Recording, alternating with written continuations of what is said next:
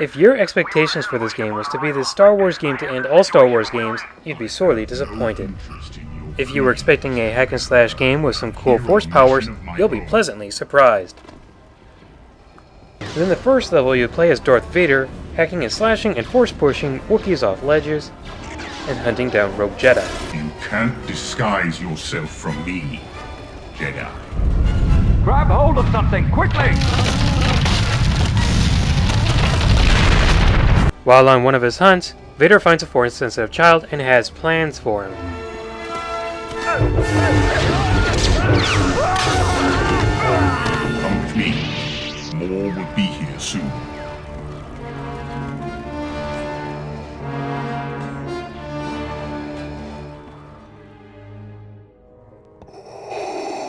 Meet Vader's secret apprentice. He's a no-name troubled youth who has only 3 thoughts on his mind. If it moves, kill it.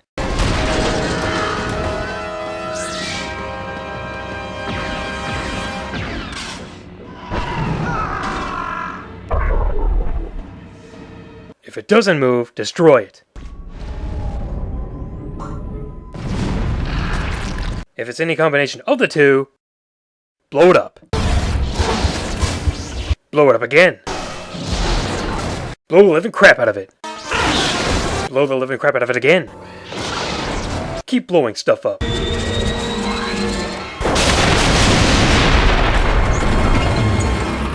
You'll also get to have some cool power-ups like the Sith Lightning, or you'll be able to force lift them up in the air and throw other characters at them, or debris. You'll have other cool power-ups, but you'll have to discover them on your own. Everything in this game does come straight from the Star Wars galaxy, such as locations and alien talk.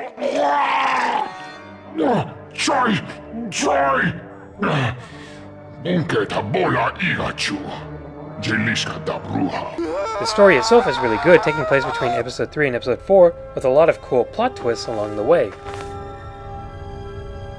You killed me!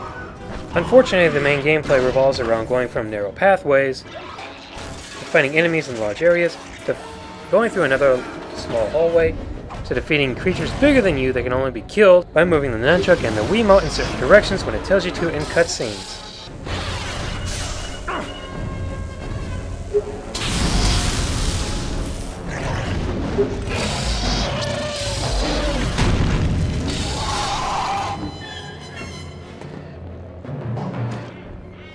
And then you go back to going through hallways again, finding a couple of glitches along the way, some of them that actually kill you, until you finally get to the end of the level, which is just fighting down a Jedi or a Sith. Most of the time you'll just be hacking and slashing your way through, and once you get into a lightsaber battle, you'll have to then move the Wii-mote into specific positions and then push forward or backward. Sometimes you'll have to do this with the nunchuck if you're using force powers. And of course, you can only kill them in cool cutscenes that can only be done where you have to control it using the Wii-mote and nunchuck at the right time.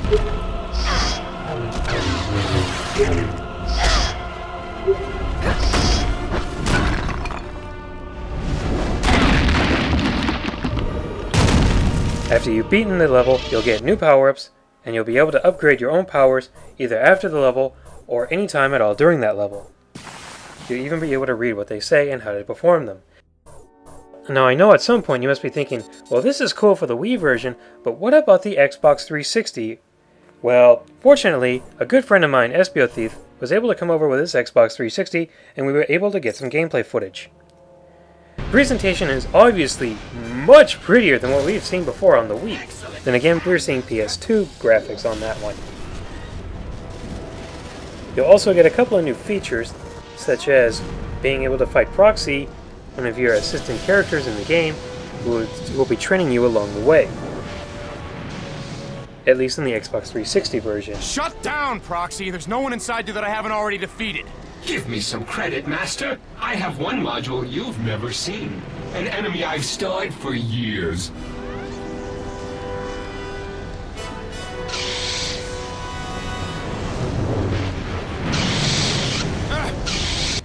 Everything looks greater, including cutting droids, and seeing the character's animation when they force lifted into the air, watching them trying to grab something. It even looks better with the lightsaber going into detail on where it slashes. The levels themselves play completely differently. They have different levels and setups and design to it, feeling a lot more expansive than the Wii version. However, that isn't to say it's necessarily a good thing. It's a bit more challenging, but it can also be a bit more frustrating. You'll have to redo levels many times, and many pass over and over again. And the cutscenes are even different. They have the same dialogue, but... No. I will lead this assassin to the ancient abyss alone. You are not ready to face a Sith. You would surely be killed. No. I will lead this assassin to the ancient abyss alone. You are not ready to face a Sith. You would surely be killed. And you know that cutscene where the secret apprentice brings down a Star Destroyer? Well, on the Wii, you get a cutscene. On the 360, you actually get to bring it down using the analog control sticks. However, it's about as interesting as it looks. Nothing really happens. At certain points, you will get to see little explosives on the Star Destroyer, but it doesn't quite feel like you're actually having any effect on it at all, except turning it. A few more explosions and a few more pieces being cracked off would have made this a little bit better. That and the fact that you wouldn't have to go back switching back and forth, fighting off TIE fighters and bringing it down over and over and over and over again. Not to mention that my friend who was playing this says that a lot of the time it feels like you have to do it randomly.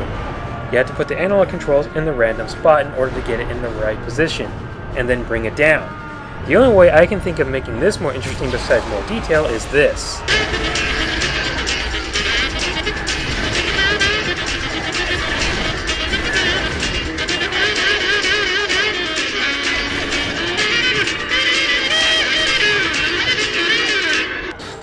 On the Wii version, it has the multiplayer mode, but don't think of this as a selling point. It doesn't really feel like a very accurate or fair fighting game. There are many areas in which you can just throw a person off the ledge, and then you'll probably die chasing after them. Not to mention that the Force power-ups are so powerful that you can just stand there and Sith lightning them until they die.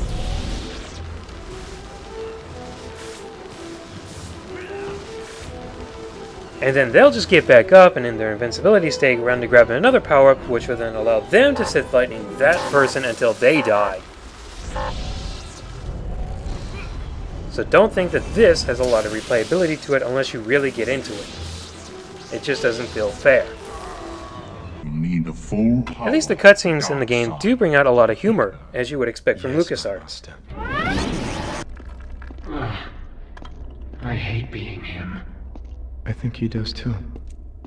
The Wii version is a lot easier and has a lot better control over the Force powers. However, using the Wii Remote as a lightsaber doesn't really feel that accurate, as it becomes pretty hard to pull off combo hits, as you'll be swinging it back and forth praying that you pull off a combo. The Xbox 360 has a better combo system, but it feels a lot harder to control enemies, especially in the Force power grip area. Not to mention that in its more challenging state, it does become far more frustrating. Not to mention that you will find your share of glitches here along the way. The Xbox 360 has a couple more features, such as being able to see your opponent's health, as well as being able to play any mission you want at any time. The Wii version, however, doesn't have either of those two, but you get to hear that cool lightsaber humming coming from the Wii-mote. If you're a fan, you should definitely check it out.